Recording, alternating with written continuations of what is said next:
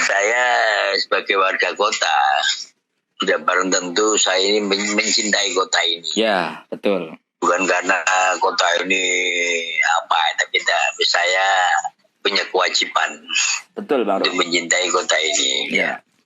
Dalam kaitannya dengan pilkada yang akan berlangsung Desember, saya berharap siapapun orangnya, ya dari mana, ya figur yang akan menjadi wali kota Pasuruan, tentunya saya berharap beliau itu tidak hanya seorang pemimpin saja, tapi seorang pemimpin yang punya pemahaman mengenai budaya, tradisi, dan sejarah Pasuruan ini. Sehingga apa? Pasuruan ini terus terang aja punya sejarah masa lalu yang hebat, Mas. Oh, betul, Rum. Iya, sejarahnya panjang, hebat. Waduh, kalau kita baca di literatur yang lama-lama itu begitu. Tapi sayangnya, kalau kita bicara masa lalu dan hari ini kita lihat, kita akan melulus dodo. Betul. Pertama, banyaknya sejarah Pasuruan masa lalu yang hilang. Iya, saya selalu mengatakan begitu. Banyak sejarah masa lalu Pasuruan. Seperti satu contoh, Pasuruan ini dulu dikenal pelabuhannya namanya Tanjung Tembikar. Pelabuhan transit yang sangat ramai, yang dikunjungi orang-orang tidak dari Nusantara, tapi juga dari belahan dunia luar sana. Betul. Iya, itu. Tapi hari ini kalau kita berbicara mengenai Tanjung Tembikar, itu apa yang bisa kita ambil, kita wariskan kepada generasi kadang ada, Mas. Ya, satu contoh, Pasuruan ini dikenal sebagai kota tua yang memiliki banyak peninggalan-peninggalan masa lalu yang punya nilai artistik, punya nilai sejarah. Nah, ya. Tapi hari ini kondisinya itu sangat memprihatinkan. Di samping banyak yang tidak terawat, kemudian banyak yang sudah berubah, ganti rupa, ganti mana, menjadi sarang burung walet, dan sebagainya. Tapi ada lagi yang sangat membuat orang-orang seperti saya yang punya keinginan untuk melestarikan itu. Iya. Ya, ada via-via yang justru melakukan penistaan sejarah. Satu contoh, saya tahu Gedung Harmoni. Ya, Gedung Harmoni yang sekarang dengan sekitar Taman Kota itu dijadikan sekolahan untuk Suropati itu. Semua orang akan percaya bahwa Gedung Harmoni peninggalan masa lalu yang punya nilai sejarah yang patut dijadikan salah satu cagar budaya kebanggaan Pasuruan. Sampai saya sendiri kadang-kadang kalau orang bertanya apa, Bang, Pasuruan yang bisa dibanggakan, saya bilang salah satu yang kita banggakan adalah peninggalan masa lalu yang namanya Harmoni. Gitu. Itu apa dulu, Bang Rum? Itu kayak tempat pertemuan khusus para bangsawan atau gimana sih dulu itu? Iya. Jadi saya pernah naik ke sana ya, naik di atapnya itu, di dinding sebelah barat itu ada tulisan 1885. Jadi Harmoni dibangun tahun itu, Mas. Iya. Wah, sudah megahnya. Harmoni itu dulu Susited, tempat orang-orang Belanda melakukan dansa, melakukan pesta-pesta, itu. Anehnya sekarang pemerintah itu tidak peduli begitu. Saya berkali-kali mendesak pemerintah, dalam satu rapat itu pernah saya ngomong, saya hari ini sudah tidak percaya dengan dinas kebudayaan kesenian. Tapi saya begitu. Saya pegel saya. Karena saya berharap pemerintah berani memanggil yang namanya ketua yayasan atau pengurus yayasan unsur itu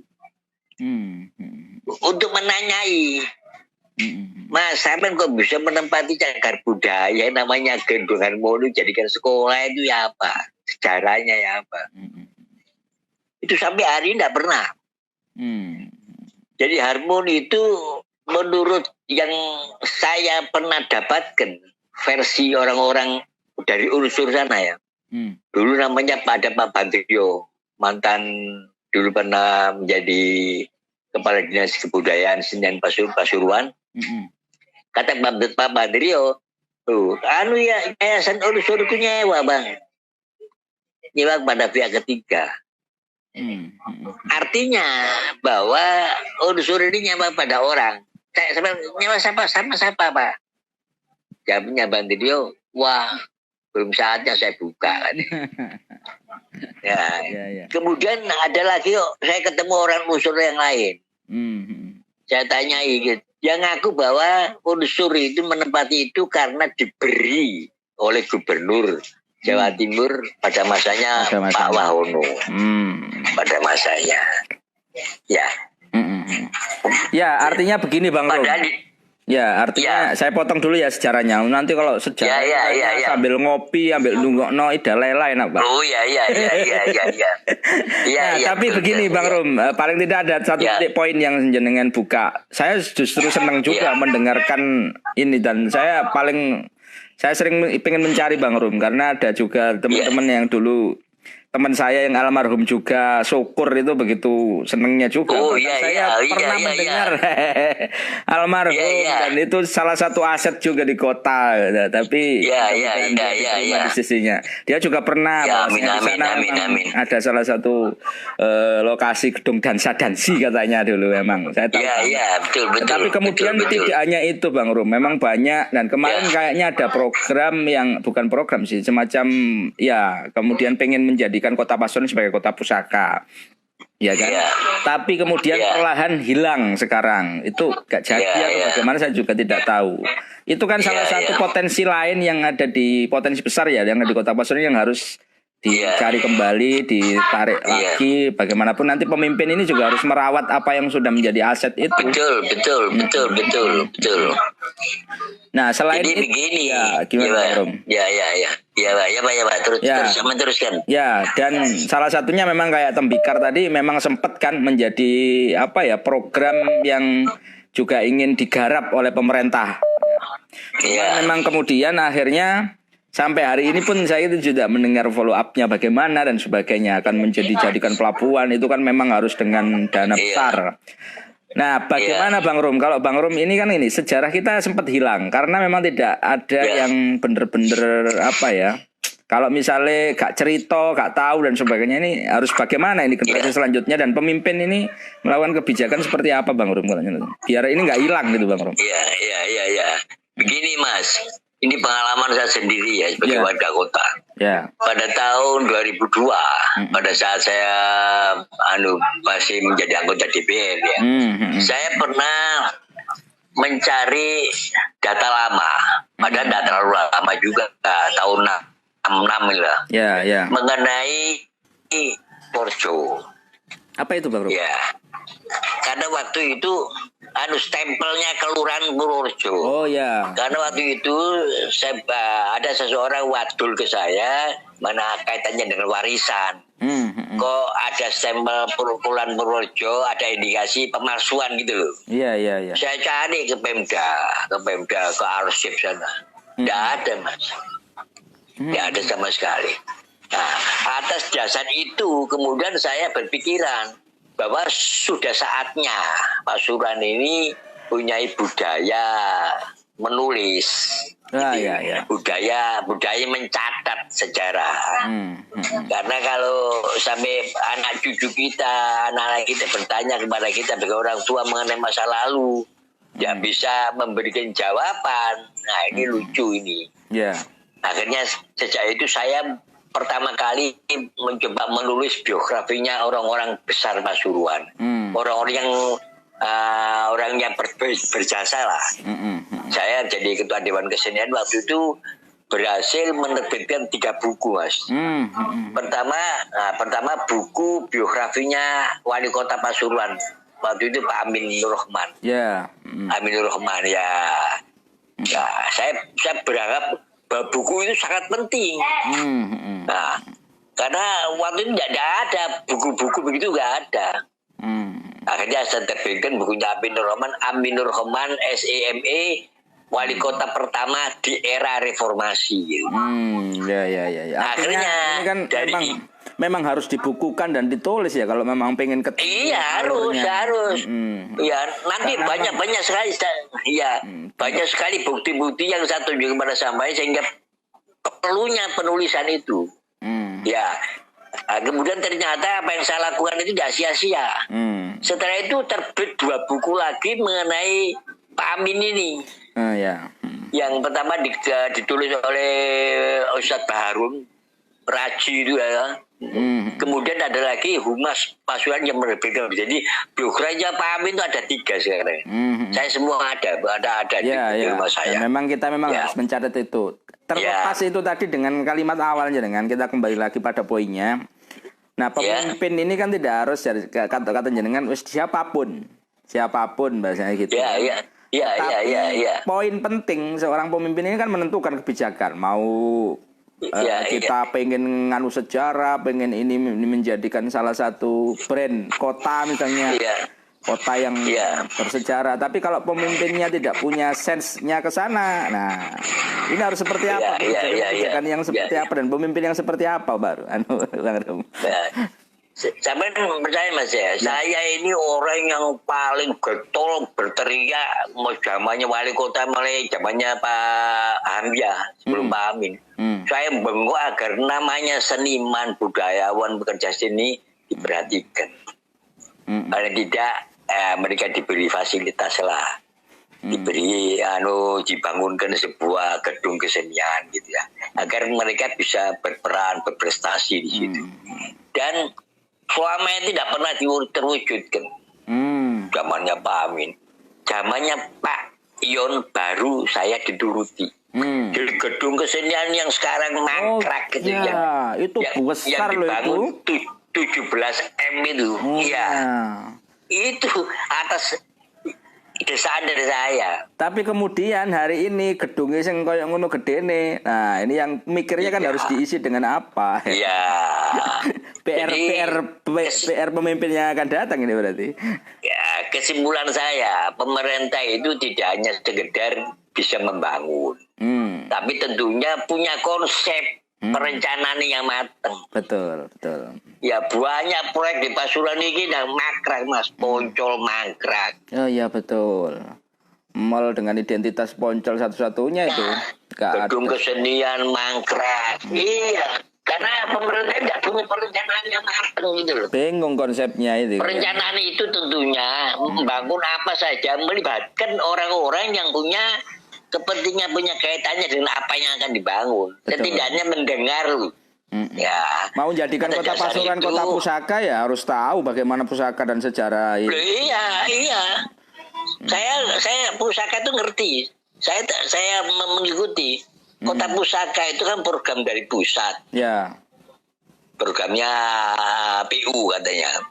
Jadi Pasuruan itu dinilai oleh pemerintah pusat sudah layak menjadi kota pusaka.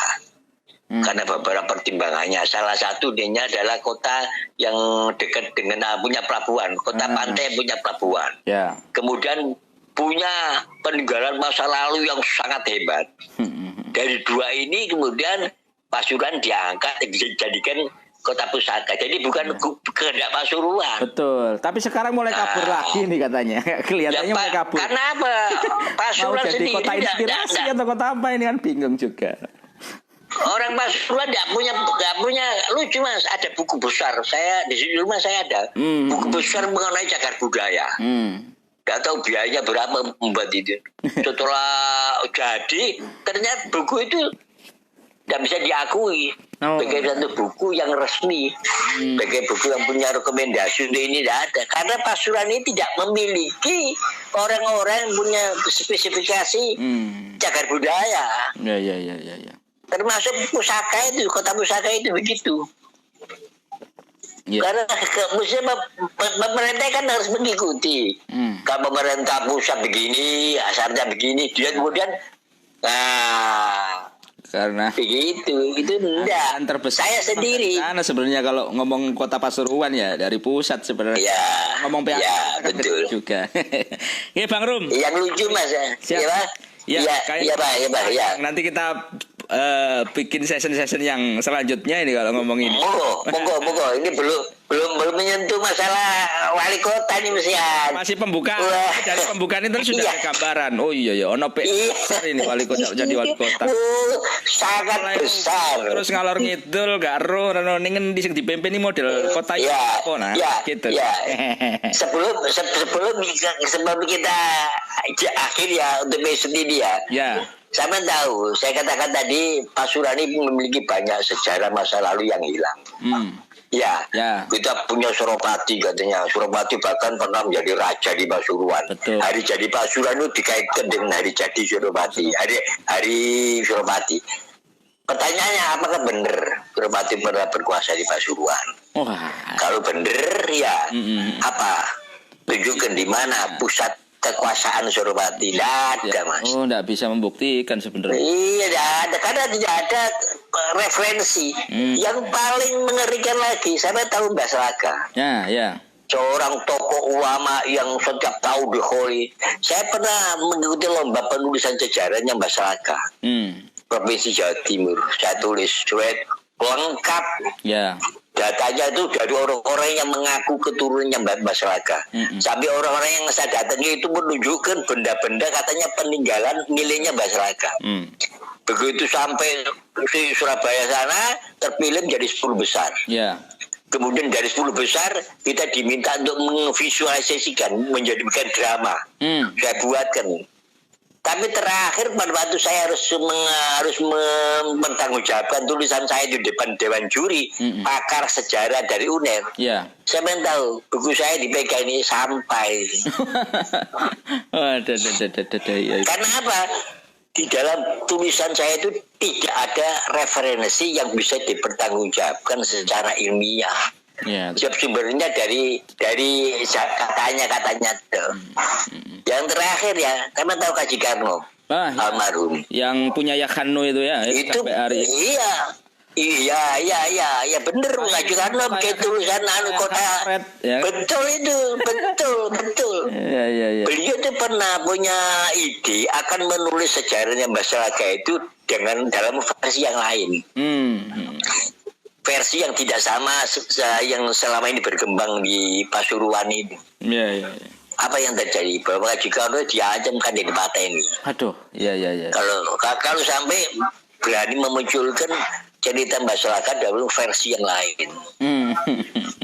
Nah, itu salah satu sedikit saja sejarah Pasuruan banyak yang hilang. Oleh karenanya saya sudah cukup lama mengusulkan kepada pemerintah segera membuat tim penulisan sejarah dan penggalian nilai-nilai tradisi. Karena dari situ bisa berangkat membangun.